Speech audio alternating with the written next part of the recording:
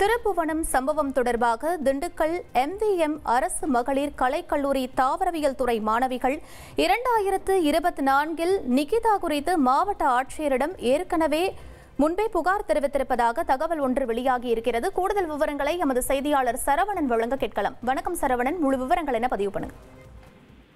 திருப்புவனம் விசாரணை மரணத்தில் இறந்த அஜித்குமார் மீது புகார் அளித்த மதுரை திருமங்கலம் பகுதியைச் சேர்ந்த JP நிகிதா இவர் திண்டுக்கல் தாடிக்கொம்பு சாலையில் இருக்கக்கூடிய MVM அரசு பெண்கள் கலை மற்றும் அறிவியல் கல்லூரியில தாவரவியல் துறையின் துறை தலைவராக தற்போது வரை பணிபுரிந்து வருகிறார். இவர் கடந்த 2009ஆம் ஆண்டு கல்லூரி பேராசிரியராக தனது பேராசிரியர் பணியை தொடங்கினார்.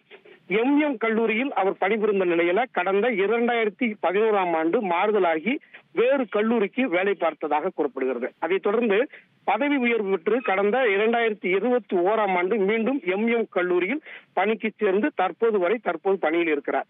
இவர் நிகிதா கடந்த 2024ஆம் ஆண்டு கல்லூரியில் அந்த தாவரவியல் துறையில் துணை தலைவராக இருந்தபோது அவர் மீது அந்த துறையில் அப்போது படித்த மாணவிகள் மாவட்ட ஆட்சியரிடம் புகார் அளித்தனர். அப்போது இருந்த மாவட்ட ஆட்சியரிடம் அந்த மாணவிகள் துறையின் துணை தலைவராக இருக்கக்கூடிய நிகிதா மன ரீதியில் தங்களை துன்புறுத்துவதாக அந்த புகாரில் கூறியிருந்ததாக கூறப்படுகிறது.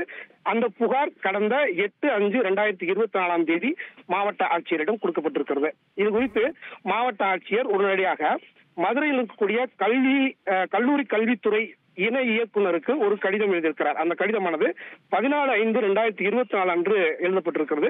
அதில் சம்பந்தப்பட்ட புகார் கூறப்பட்டுள்ள துணை தலைவர் நிகிதா மீது உரிய விசாரணை நடத்தி நடவடிக்கை எடுத்து மனுதாரர்களுக்கு தெரிவித்துவிட்டு அதன் அறிக்கையை தனக்கு அனுப்புமாறு அப்போது இருந்த மாவட்ட ஆட்சித்தலைவர் அந்த கடிதத்தில் குறிப்பிட்டிருக்கிறார். விவரங்களுக்கு நன்றி சரவணன். ட்ரெண்ட் ஆக்கிக்கோங்க. தந்தி டிவியின் சப்ஸ்கிரைபர்ஸ் அண்ட் ஃபாலோவர்ஸ் குடும்பத்துல நீங்களும் இணையுங்க.